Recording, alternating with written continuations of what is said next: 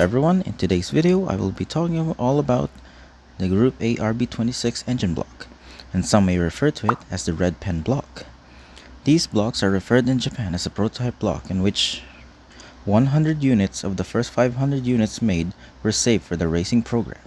And as for the red pen naming, it comes from how they painted the rear of the blocks in the flywheel area with red paint in order to indicate that it's the prototype block. Having said that, these blocks are stamped for the Japanese series at least with the same O5 view as the standard blocks do, but these are not the common O5 views, as these have a thicker deck to improve cylinder head sealing due to the high boost pressures being used, and thicker webs in order to prevent the block from cracking during the harsh environment of racing. And lastly, the cooling channels were revised in order to improve cooling efficiency.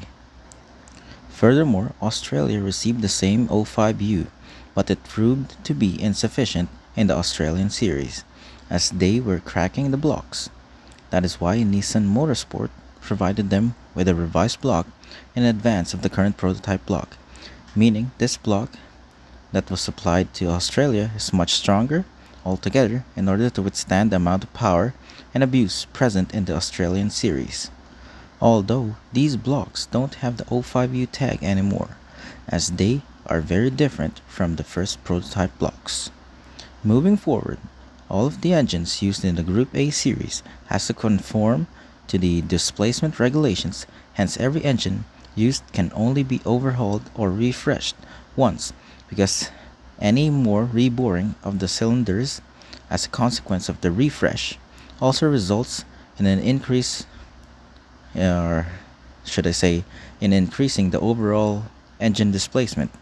and any more than 0.6 millimeter overbore will result in exceeding the class limits for the series. As a bonus, I will tell you guys the common misconception of the thicker rods, but in reality the rods for the Group A engines are just stock rods but shot peened in order to increase their strength.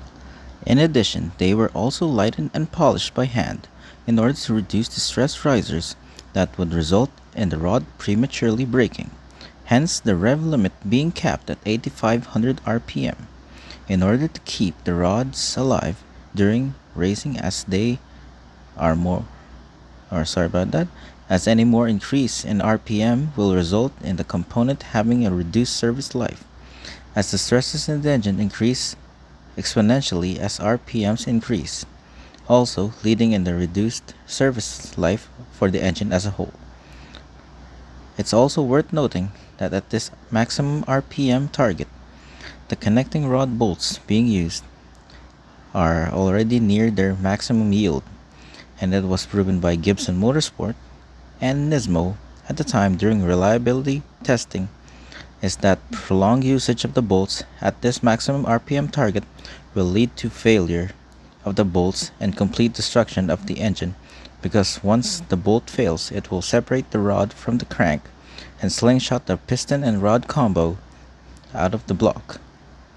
Although with the mileage target of the Bathurst 1000 as an example, this failure will not happen, as the bolts will only fail after 2,500 kilometers of use.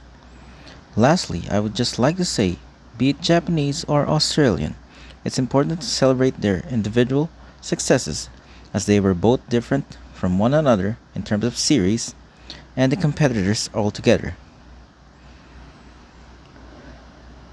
I believe that it's safe to say that they were both the ultimate in their respective series, albeit being in the same Group A category.